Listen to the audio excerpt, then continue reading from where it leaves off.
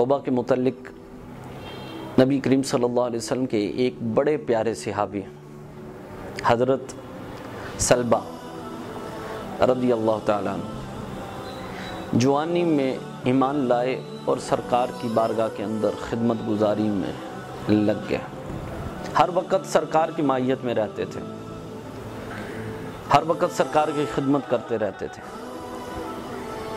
ایک دن میرے آقا نے فرمایا کہ اے سلبہ، ایک کام ہے وہ کر کے آؤ۔ عرض کی ٹھیک ہے یا رسول اللہ صلی اللہ علیہ وسلم۔ تشریف لے جاتے ہیں، جاتے ہوئے گلیوں سے گھومتے ہوئے ان کی نظر ایک عورت پر پڑتی ہے، اور وہ عورت اس حالت میں ہوتی ہے کہ جس حالت میں دیکھنا مناسب نہیں ہوتا، وہ غسل کر رہی ہوتی ہے۔ حضرت سلبہ رضی اللہ تعالیٰ عنہ جب اسے دیکھتے ہیں تو اندر ہی اندر سے ندامت پیدا ہو جاتی ہے کہ مجھ سے تو یہ بہت بڑا گناہ ہو گیا، اور اگر اس گناہ کا علم میرے آقا کو ہو گیا تو پھر میرے لیے کیا ہوگا۔ اور سرکار کے بڑے پیارے صحابی حضرت سلبہ اسی ندامت کے اندر مدینے کو چھوڑ کر دور نکل جاتے ہیں، پہاڑوں میں چلے جاتے ہیں، اور وہاں پر جا کر ہر وقت روتے رہتے ہیں۔ رات کو پہاڑوں سے باہر نکل کر روتے، اور دن کو پہاڑوں کے اندر چھپ کر جا کر روتے، اور اللہ سے اس گناہ کی معافی مانگتے رہتے، ہر وقت روتے رہتے۔ کبھی ہم نے بھی سوچا ہے کہ ہم کتنی دفعہ اپنے گناہوں پر روئے ہوں گے، کتنے ہم نے گناہ کیے ہوں گے؟ کبھی ہم نے سوچا ہے ہمیں اپنے گناہوں پر کبھی ندامت آئی ہے؟ وہ تو گناہ بھی اتنا بڑا نہیں ہے، ہم تو اس سے بھی بڑے کتنے کتنے گناہ کر دیتے ہیں، جھوٹ بولتے ہیں، غیبتیں کرتے ہیں، کیا کچھ نہیں ہم لوگ کرتے، ناحق مال کھا جاتے ہیں لوگوں کا، لوگوں کو قتل عام کر رہے ہیں۔ آج کل کیا ہو رہا ہے معاشرے کے اندر؟ کبھی ہم نے اپنے گناہوں پر کبھی ندامت کی ہے اس چیز پر؟ لیکن اس صحابی کی طرف دیکھے کہ اس صحابی اپنے گناہ پر اتنی ندامت کہ ساری ساری رات روتے رہتے، سارا سارا دن روتے رہتے۔ اللہ اکبر، 40 روز گزر گئے، کبھی ہم نے تو یہ آدھا گھنٹہ نہیں روئے، کبھی ندامت کی ہم نے کہ ہم اتنے اتنے بڑے گناہ کر رہے ہیں۔ 40 روز گزر گئے۔ میرے آقا نے فرمایا عمر فاروق رضی اللہ تعالیٰ عنہ، حضرت سلمان فارسی رضی اللہ تعالیٰ عنہ کو کہ سلب نظر نہیں آ رہا، کہاں پر ہے؟ میں عرض کی یا رسول اللہ، ہم نے بھی دیکھا کافی دنوں سے ہمیں بھی نہیں ملا۔ اللہ نے جبریل کو بھیج دیا۔ جبریل نے آ کر عرض کی یا رسول اللہ صلی اللہ علیہ وسلم، آپ کا غلام پہاڑوں میں ہے اور ہر وقت روتا رہتا ہے اور اپنے گناہ کی معافی مانگتا رہتا ہے، تو رب تعالیٰ نے فرمایا کہ ہم نے آپ کے اس غلام کو معاف کر دیا ہے۔ میرے آقا نے فرمایا عمر فاروق رضی اللہ تعالیٰ عنہ کو، حضرت سلمان فارسی کو، جاؤ انہیں ڈھونڈ کر لاؤ میرے پاس۔ یہ دونوں نکل جاتے ہیں، لوگوں سے پوچھتے جاتے ہیں، جہاں پر وہ قیام پذیر تھے جس پہاڑوں میں، اس کے قریب ہی ایک شخص ملا، اس سے پوچھا کہ اس طرح کا جن کا نام سلب ہے آپ نے دیکھا؟ انہوں نے کہا میں نہیں جانتا کہ ایسے نام کی شخص کو، لیکن اتنا جانتا ضرور ہوں کہ یہاں پہ جہنم سے بھاگا ہوا ایک شخص ہے۔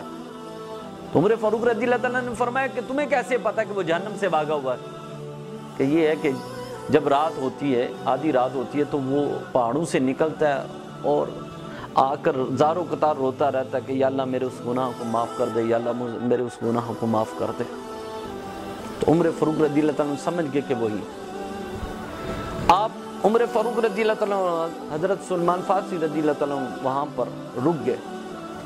جب رات کا آدھا حصہ گزرا، حضرت سلب رضی اللہ تعالیٰ پہاڑوں سے نکلے اور آ کر وہاں پر بیٹھ کر رونا شروع ہو گئے، یا اللہ مجھے معاف کر دے، میری اس خطا کو معاف کر دے۔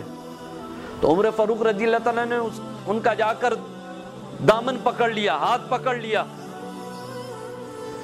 جب انہوں نے حضرت عمر فاروق رضی اللہ تعالیٰ عنہ کو دیکھا تو کہا عمر لگتا ہے میرے آقا کو بھی میرے اس گناہ کا پتہ چل گیا ہے۔ عمر فاروق رضی اللہ تعالیٰ عنہ عرض کی گناہ کا تو مجھے نہیں پتا کہ آپ کے گناہ کا ان کو علم ہے کہ نہیں، لیکن انہوں نے مجھے حکم دیا کہ جاؤ جا کر میرے سلب کو میرے پاس لاؤ۔ کہا عمر مجھے نہ لے کر جانا، پھر کون سا منہ لے کر میں اپنے آقا کی بارگاہ کے اندر جاؤں گا؟ میں نے اتنا بڑا گناہ کیا ہے، میں شرمندہ ہوں اپنے گناہ پر، میں ان کا سامنا کر سکوں گا کہ نہیں کر سکوں گا؟ تو ہم صبح سے لے کے شام تک اتنے گناہ کرتے، کبھی ہم نے بھی یہ سوچا کہ کل قیامت کے دن سرکار کا سامنا کیسے کریں گے؟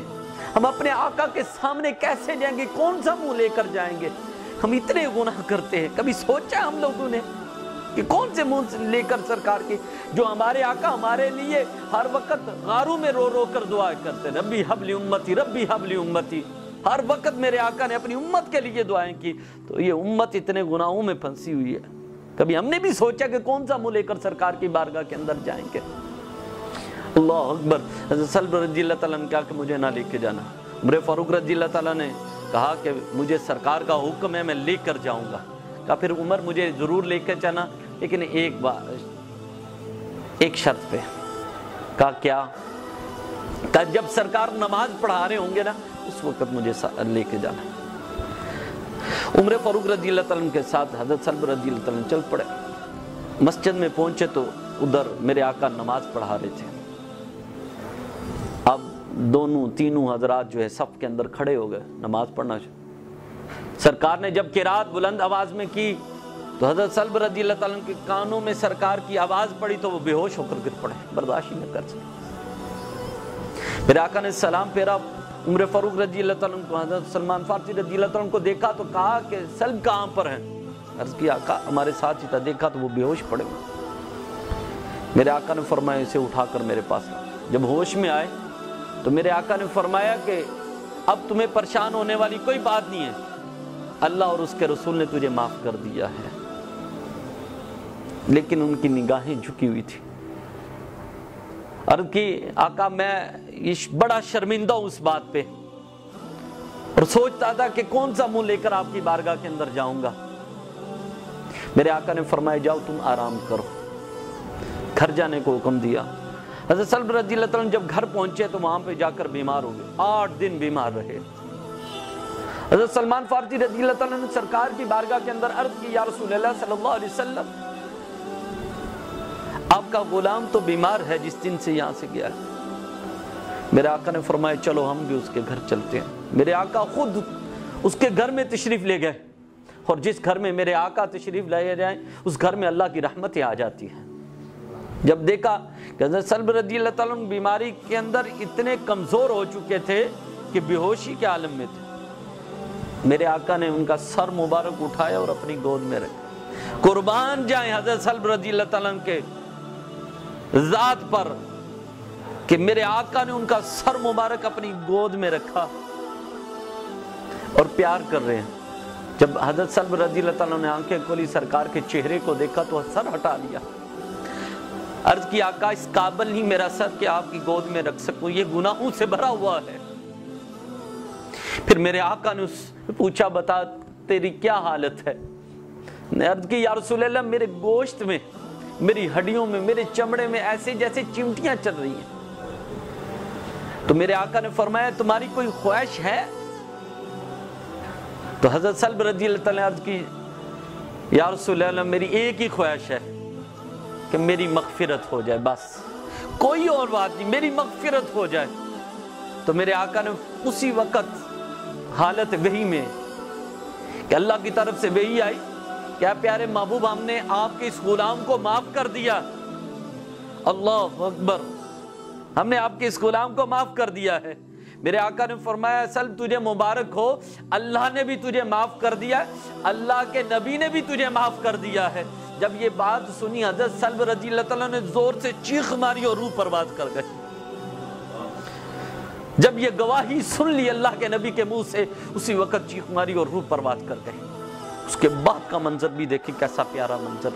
پھر مقام کیوں نہ ملے کہ جو انسان چھوٹے سے معاملے میں اللہ کی بارگاہ کے اندر چھپ جاتا ہے، اللہ اس پر رحمتیں فرما دیتا ہے۔ میرے آقا نے فرمایا اسے غسل دو، غسل دیا، کفن پہنایا، پہنانے کے بعد اب جنازہ جا رہا ہے۔ جب جنازہ جا رہا ہے میرے آقا دیکھ دیکھ کر قدم رکھ رہے ہیں، اگلی انگلیوں پر چل رہے ہیں۔ یہ اس وقت چلا جاتا ہے کہ جب آگے جگہ نہ مل رہی ہو تو ایک صحابی نے دامن پکڑ لیا، عرض کی یا رسول اللہ صلی اللہ علیہ وسلم آگے تو بڑی وسیع جگہ پڑی ہوئی ہے، تو آپ دیکھ دیکھ کر کیوں قدم رکھ رہے ہیں؟ آپ نے فرمایا تجھے پتہ نہیں ہے اللہ کے رحمت کے اتنے فرشتے آئے ہیں میرے اس امتی، میرے اس غلام کے جنازے میں کہ مجھے جگہ ہی نہیں مل رہی کہ میں قدم کہاں پہ رکھوں۔ اللہ نے اسے کیا مرتبہ اور مقام عطا فرمایا۔ کبھی ہم نے بھی سوچا ہے کہ ہم نے کتنے کتنے گناہ کیے ہیں، اور کبھی ہم نے 5 منٹ بھی نکالے اللہ کے حضور توبہ کے لیے۔ نوجوانوں آج وقت ہے، پتہ نہیں پھر موقع ملے یا نہ ملے، اپنے گناہوں کی سچے دل سے اللہ کی بارگاہ کے اندر توبہ کرو، اللہ معاف فرما دے گا، اللہ تم پر کرم فرما دے گا۔ تو آئندہ گناہوں سے ہم سب کو اللہ تعالی آئندہ گناہوں سے بچنے کی توفیق عطا فرمائے۔